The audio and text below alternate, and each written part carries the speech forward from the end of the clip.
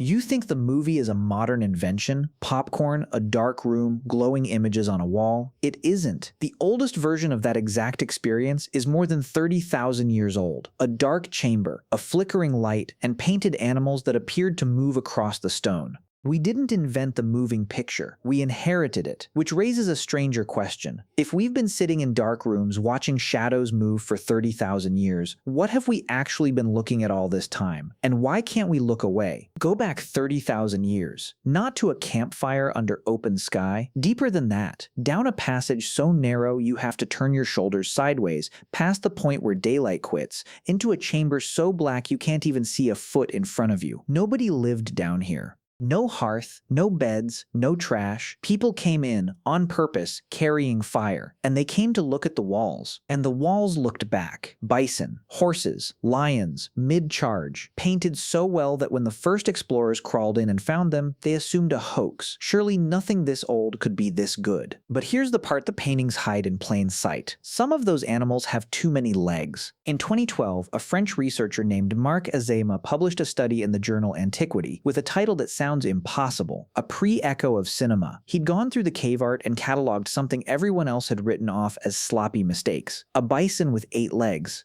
A lion drawn with its head in 2 positions at once. A running horse sketched with its stride in 3 overlapping frames. Azéma's argument, those aren't errors, that's animation. It's the same trick a flipbook runs on. Draw the phases of emotion stacked on top of each other, and the eye stitches them into movement. And he found the smoking gun, a small bone disc, carved in the Stone Age, an animal engraved on each side, a hole through the middle for a cord. Spin it, and the 2 pictures blur into one animal that runs. We have a name for that toy. We call it a thaumatrope, and we thought the Victorians invented it in 1825, off by nearly 15,000 years. So the motion was drawn on purpose, but a drawing doesn't move on its own. In daylight, 8 legs just sit there, looking like a mistake. It was the fire. But humans had huddled around fire for 100,000 years without inventing cinema. So why here? Why did a flame turn a scratch in the rock into a running animal only down in the dark? In 2022, a team led by an archaeologist named Andy Needham took a hard look at 50 small engraved stones, plaquettes pulled from a rock shelter in France. Under a microscope, the stones told on their makers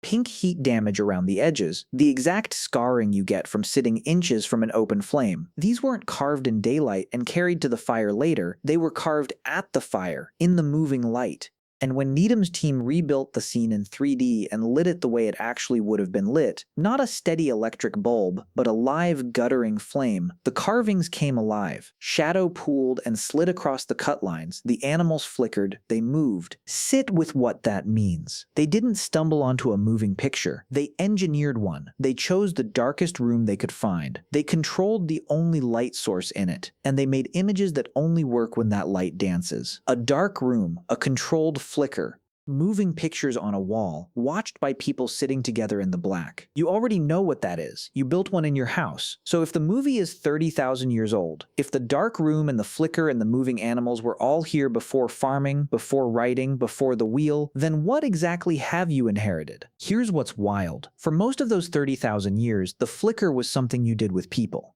You crawled into the dark shoulder to shoulder, and the shapes on the wall were your own stories, your hunt, your dead, the animals you were about to face at dawn, handed back to you by the fire. The whole point was the circle sitting around it. Now look at tonight. Same dark room, same glowing wall, same animals that aren't really there. But the fire's been swapped for a screen you hold alone, and the stories on the wall aren't yours anymore. Someone you will never meet made them, engineered to keep your eyes exactly where they are right now. The cave didn't disappear, it just emptied of everyone else. And that pull you feel, the one that keeps you staring at a bright rectangle in a dark room long after you meant to put it down, that isn't some modern weakness the phone installed in you. It's the oldest reflex you own. For 30,000 years, when the light started moving on the wall, it meant something was about to be revealed. Your ancestors leaned in. You still do. So the next time you can't look away, when it's late and the room is dark and the wall is glowing and you know you should sleep, remember what you're actually doing. You're doing the most human thing there is.